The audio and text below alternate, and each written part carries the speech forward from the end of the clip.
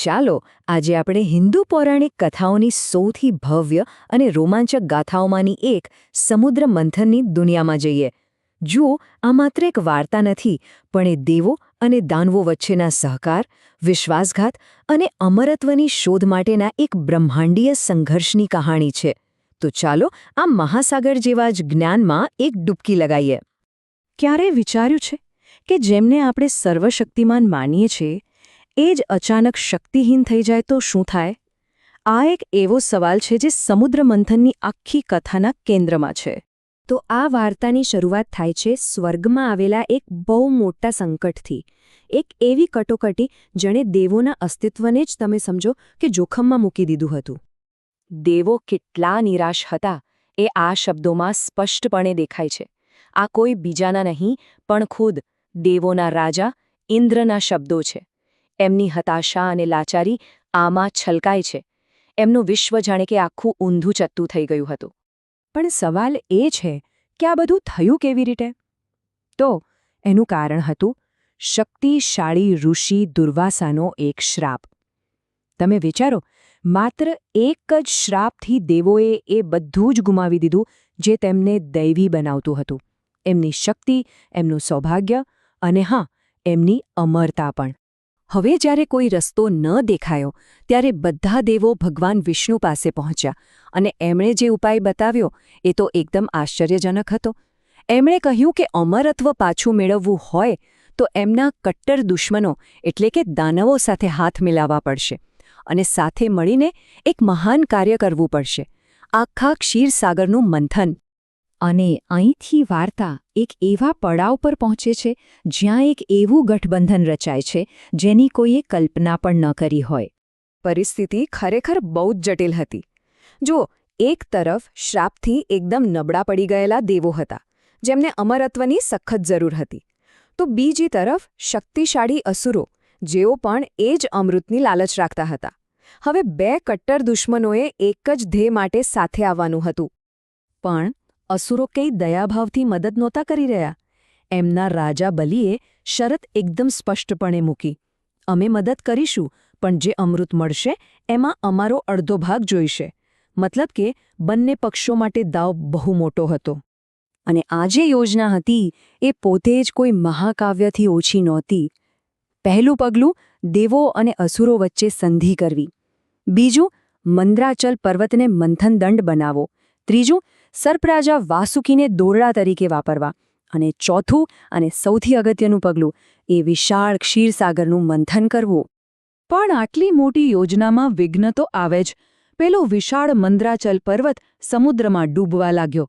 એક સમયે તો એવું લાગ્યું કે બધું જ ખતમ થઈ જશે. પણ ત્યારે જ ભગવાન વિષ્ણુએ કૂર્મ અવતાર લીધો, એટલે કે એક વિશાળ કાચબાનું રૂપ ધારણ કર્યું અને પર્વતને પોતાની પીઠ પર સ્થિર કરી દીધો. આ રીતે આખું મિશન બચી ગયું. સારું, તો મંથન શરૂ થાય છે. પણ જે પહેલી વસ્તુ બહાર આવે છે ને એ કોઈ ખજાનો નથી, પણ એક ભયંકર વિનાશ છે. હા, અમૃત કે કોઈ દૈવી રત્નો પહેલા સમુદ્રમાંથી બહાર આવ્યું ભયાનક વિષ. એક ક્ષણ ત્યાં હાજર દરેક માટે શુદ્ધ આતંકની ક્ષણ હતી. એમાં કોઈ શંકા નથી. અને આ કોઈ સામાન્ય વિષ નહોતું. એનું નામ હતું હાલાહલ. એક એવું ઘાતક ઝેર જે આખા બ્રહ્માંડનો નાશ કરવાની શક્તિ ધરાવતું હતું. મતલબ કે હવે તો સમગ્ર સૃષ્ટિનું અસ્તિત્વ જ દાવ પર લાગી ગયું હતું. અને આવા અંતિમ સંકટના સમયે એક દૈવી શક્તિ આગળ આવે છે, ભગવાન શિવ. અત્યંત શાંતિ અને કરુણા સાથે તેઓ આખી સૃષ્ટિને બચાવવાનો નિર્ણય લે છે. તેઓ હાલાહલ વિષ પી જાય છે પણ એને ગળા નીચે નથી ઉતારતા. તેઓ એને પોતાના ગળામાં જ રોકી રાખે છે, જેનાથી ઝેરની તીવ્રતાને કારણે એમનું ગળું વાદળી થઈ જાય છે. અને આ અવિશ્વસનીય આત્મબલિદાનના કારણે જ તેમને નીલકંઠ એટલે કે વાદળી ગળાવાળા તરીકે ઓળખવામાં આવે છે. તો આ મોટું સંકટ ટળી ગયા પછી મંથન ફરીથી ચાલુ થાય છે. અને હવે સમુદ્ર તેના અસલી ખજાનાઓ બહાર આપવાનું શરૂ કરે છે. અને એ ખજાના પણ કેવા અદ્ભુત! એક પછી એક ઈચ્છા પૂરી કરનારી દિવ્ય ગાય કામધેનુ, શ્વેત ઐરાવત હાથી અને સ્વયં સૌભાગ્યની દેવી લક્ષ્મીજી સમુદ્રમાંથી પ્રગટ થયા અને એમની સાથે બીજા અનેક દૈવી રત્નો પણ બહાર આવ્યા.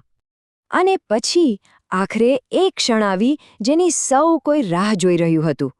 દેવોના વૈદ્ય ભગવાન ધન્વંતરી સમુદ્રના ઊંડાણમાંથી પ્રગટ થયા અને એમના હાથમાં હતું એ અંતિમ ઇનામ, અમરત્વનું દિવ્ય અમૃત. પણ જ્યારે એવું લાગે કે વાર્તાનો સુખદ અંત આવી ગયો છે, ત્યારે જ પેલું નાજુક ગઠબંધન એક ઝાટકે તૂટી જાય છે. સંધિ તૂટી ગઈ. જે ક્ષણે અમૃત હાથમાં આવ્યું, અસુરોએ પોતાનું વચન તોડી નાખ્યું. એમણે કળશ છીનવી લીધો અને ભાગી ગયા. આટલો બધો સંઘર્ષ, આટલો સહયોગ, બધું જ જાણે એક ક્ષણમાં પાણીમાં ગયું. તો હવે શું? શું આ જ અંત છે? અમૃત દુશ્મનોના હાથમાં છે, તો શું દેવો માટે હવે બધી આશા પૂરી થઈ ગઈ હતી? શું એમણે બધું જ ગુમાવી દીધું? ના, હજી વાર્તાનો અંત બાકી હતો. ભગવાન વિષ્ણુ પાસે હજુ એક યુક્તિ હતી. તેમણે મોહિનીનું રૂપ ધારણ કર્યું. એક એવી અતુલનીય સુંદરી જેનો એકમાત્ર હેતુ અસુરોને પોતાના મોહમાં ફસાવીને છેતરવાનો હતો. અને એમની યોજના એકદમ સફળ રહી. મોહિનીએ પોતાની ચતુરાઈથી અસુરોને મોહિત કરી દીધા અને અમૃત ફક્ત દેવોને જ પીવડાવ્યું. આ રીતે દેવોએ પોતાની અમરતા પાછી મેળવી અને શક્તિનું સંતુલન ફરીથી સ્થાપિત થયું. અને બસ આ રીતે આ મહાકાવ્ય કથા એના અંતિમ નિષ્કર્ષ પર પહોંચે છે, અધર્મ પર ધર્મનો વિજય. સમુદ્રમંથન આપણને ઘણું શીખવે છે કે કેવી રીતે મોટા લક્ષ્યો માટે અશક્ય લાગતો સહયોગ પણ જરૂરી બની જાય છે.